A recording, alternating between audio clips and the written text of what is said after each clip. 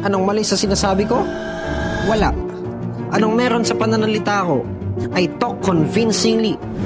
Ganito ako magsalita para makinig kayo. Kapag nanonood ka ng contents ko, may portion kang makikita sa comment section na haters. Mga negatibong tao na naghahanap lang ng mali sa'yo para pagtakpan yung mga mali na dinadala nila at para gumaan yung loob nila dahil nakikita nilang mas nananalo ka kaysa sa kanila.